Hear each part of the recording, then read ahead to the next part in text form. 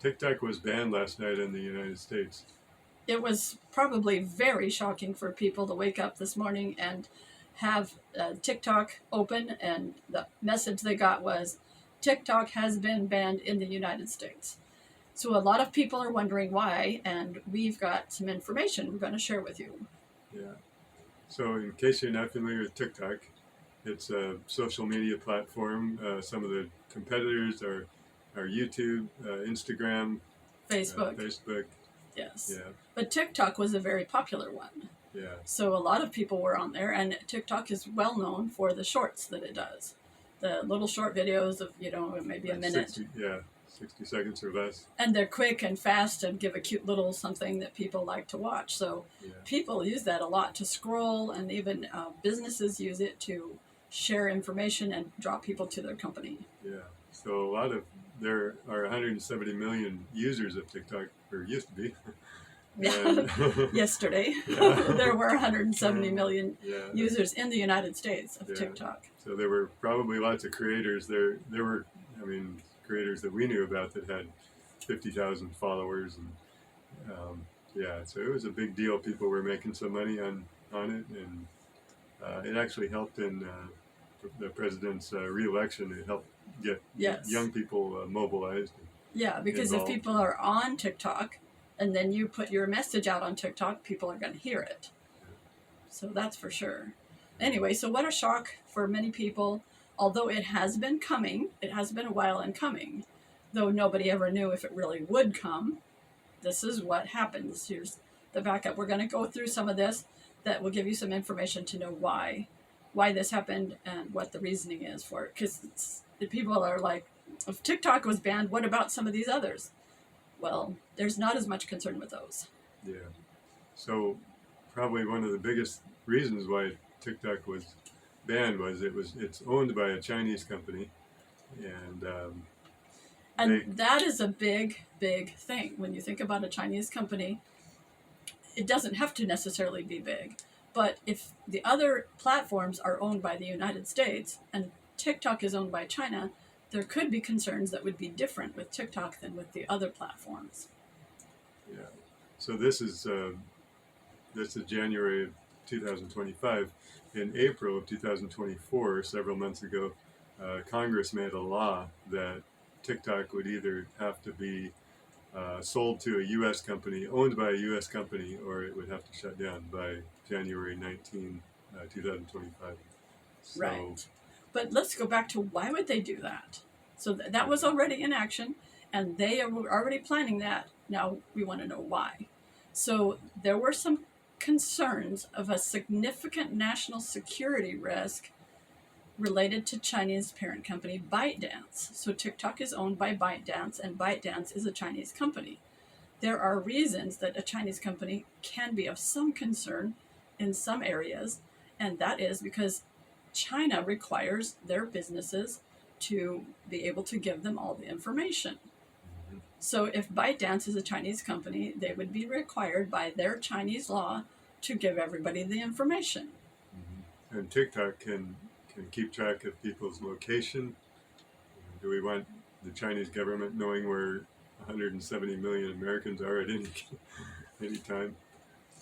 And the U.S. officials were afraid that TikTok could be used as a vehicle for espionage. Now, espionage is basically, they could use it to spy on the U.S. government. That's pretty severe. You don't want one government spying on another government. Especially, just political things could come up, and we don't want people knowing everything. Yeah. So FBI Director Christopher Wray said that the Chinese government could potentially compromise Americans' devices through the app. So that would be, all of our devices, like our phones and laptops and things. Yeah, and TikTok can even track keystrokes, which, when we put in our passwords on our smartphones, those are keystrokes that are recorded. So you put in every stroke of your password. Yeah. That means somebody else knows every password you've ever had. Yeah. And it's not our country either. So there's political issues with lawmakers having every password being able to be tracked. Yeah. So, yeah. What else? Oh, and it came to the Supreme Court, and the Supreme Court, the the question of whether TikTok should be banned or not, and whether there was some discussion about, we should have free speech. Um, if it's banned, would that be prohibiting free speech? Well, not really. There's lots of other ways we can express ourselves without having the Chinese government knowing Yeah. every little thing that we do or say. Yeah, and when we're not aware. I mean, on TikTok, the Chinese government could know everything and we won't know, Yeah. right? So the U.S. Supreme Court decided unanimously, all 9 justices, That the law that the um, Congress, it was Congress made the law? yeah, The law that Congress made was upheld by the Supreme Court unanimously. Everybody, some things the majority wins, right? But this was everybody said that they agreed, and because they looked into it, and there is a risk there.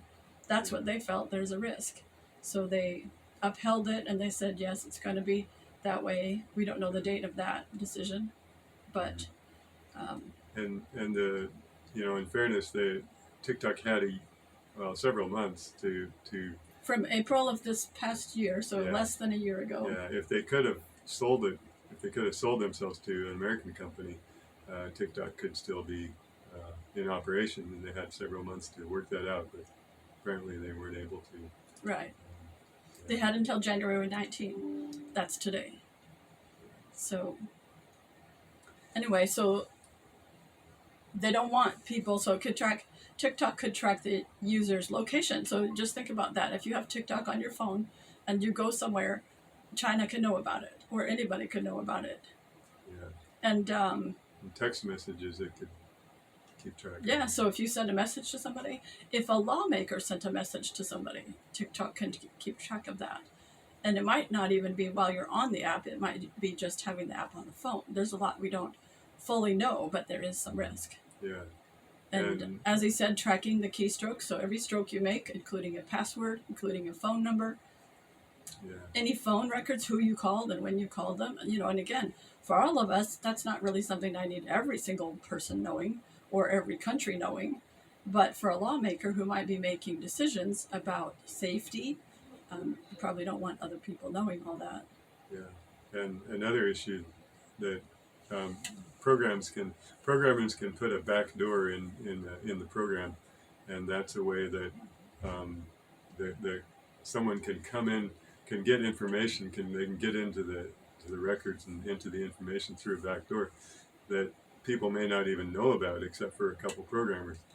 And it would be possible that TikTok would have a backdoor, and even if it was sold to an American company, someone could get in and get information through the back door. So, and that may never be discovered. It may be discovered, and they would issue a patch, and it would be fixed. But So the thing is, as just normal people using YouTube, TikTok, Facebook, some of us would think, oh, what is the big deal here? Why are they doing that? But the people in higher up positions really felt like this was a problem, or a very big potential problem. And for reasons like we've said, and reasons that we may not know, it's different than the other platforms because of the China connection, and that China requires everybody to be able to give all the information to the government, right? So it's a different country, and the information sharing that is required, legally required in their country, in their laws, to be shared. Yeah, here in the U.S. at least, there's some concept of not sharing with the government. If I remember right, Apple was the government was wanting Apple to disclose information about their users, and they said no. And in China, that doesn't happen. Right. they have to. There is no choice. They can't Right. just say no to the government. Right. So, Yeah, because Apple said, no, this is personal use, and it's not necessary to be shared. And in the United States, we have that concept. So that's how it is here, and that's why there's concern. So a lot of people will be um, looking for an alternative. Yeah, where are they going to go next? Yeah. So they could go to Facebook, they could go to Instagram. Um, from what we're hearing, YouTube is the one that's really paying quite a bit. Um, If you're a content creator, YouTube gives you more ability to earn money from ads a lot better than the other platforms, from what other content creators are saying. yeah. So, Especially recently, YouTube is really favoring the small channels. giving them a chance so that they can come and actually earn a little money from, if they make enough videos, and then they can actually earn a little money. They don't have to be the giant creator, so that's nice. So I have this feeling that a lot of the people are going to head toward Facebook. I mean, not Facebook, YouTube, sorry. Yeah. I have a hunch a lot of people are going to head toward YouTube Yeah. because YouTube has information, it has the videos that they're used to. It also has YouTube Shorts. Yeah. So a lot of people are going to come on YouTube Shorts. So I'm just kind of feeling like it's January, and so far it looks like YouTube is up. January 19, the very day that they said it's going to end. And if YouTube was prepared, hopefully they have enough, whatever they need, to support more people.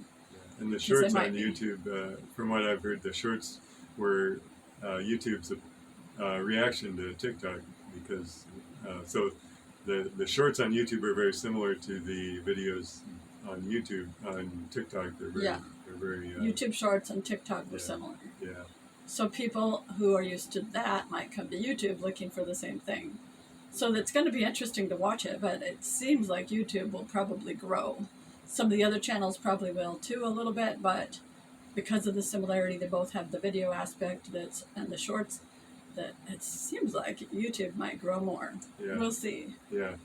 But, and YouTube is already one of the main things that people watch, from what I'm seeing, even more than network TV. They're watching YouTube more than more than Netflix. Yeah. So this It's could make amazing. it be even bigger, and it's a good time to, if you're not a channel creator, this is a good time to jump on. Yeah. Yeah. And we may make another video on how to do that. Even if you don't have a Google account, you can make an account, make a channel. If you already have a Google account, you have Gmail. It's not very hard to create a channel. If you're watching YouTube, it's a good chance that you can easily create a channel. Yeah. And if you're not, I mean, if you're on somebody else's account, we can show you how to get a Google account. And anyway, we'll show you how to get started on YouTube if you don't already know that in one of our future videos. Yeah, and YouTube, people talk about YouTube being in easy mode now. It really is not very hard if you want to just sit down and talk to someone like we're doing here.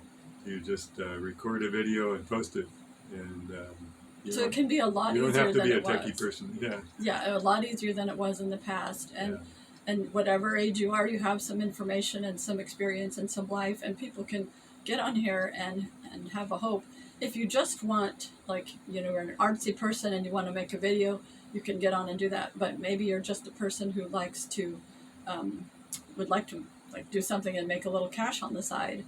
There's hope for that too, because on YouTube, they do give more opportunity for smaller creators. They've been improving that lately, but even before that, the way they pay is with ads.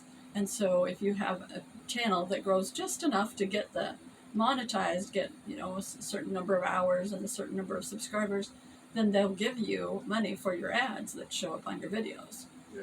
There's a creator that we enjoy watching. She probably wouldn't mind if we mention her name. Robbie in Southern California. She's just a very average person, but she likes to share about her garden. So she'll post probably, I don't know, about every day, I think, or maybe more than that, very, very frequently, and she just shares what she's doing in her garden, and it's kind of interesting. So and the way that we feel when we watch it is like, I feel like I came to my friend's garden and she's showing me her plants and teaching me a lot of new things. So you don't have to be like sitting in a newsroom or being extremely professional. You can have YouTube become like somebody who has a little information or knowledge or even just motivation or even entertainment.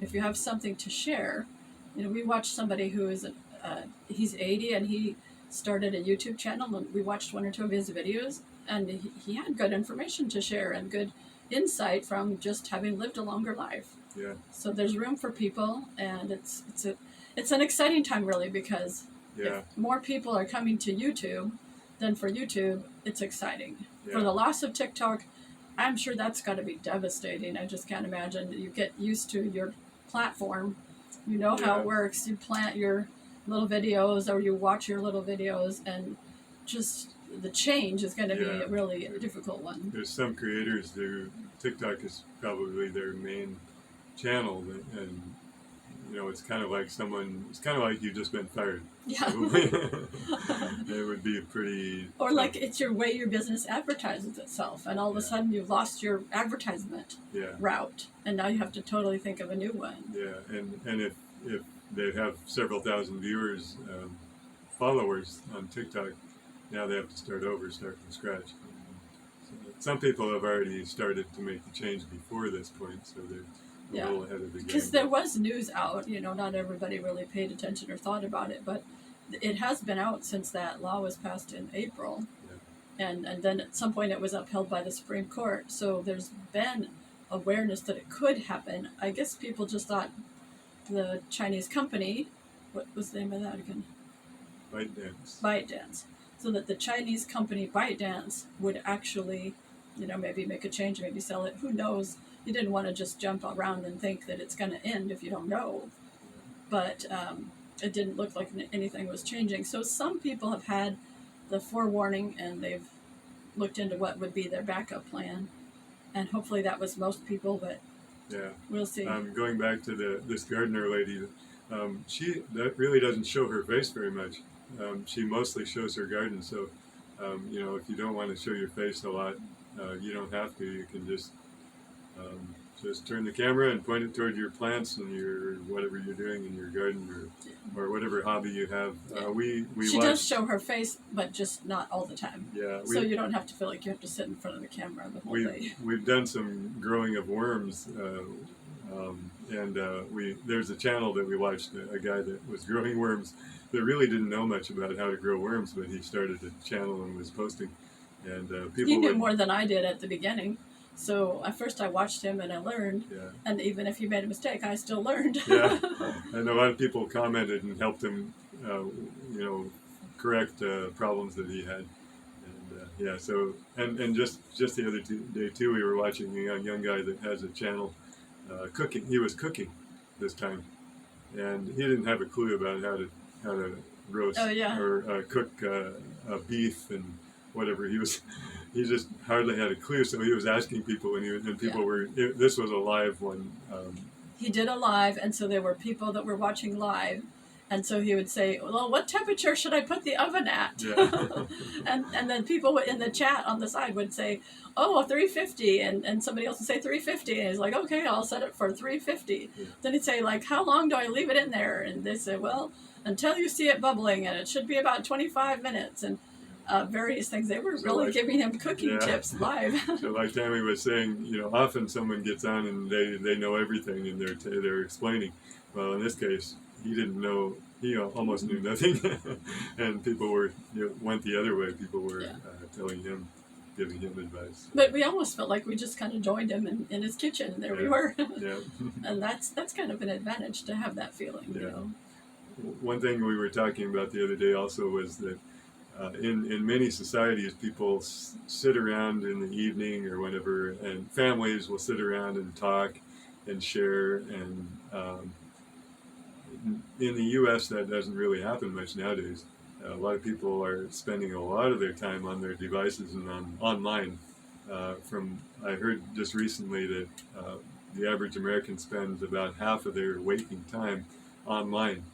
So, but YouTube is kind of jumping in to fill that vacuum that we're not really sharing much as, like, what would you say, intergenerationally between generations.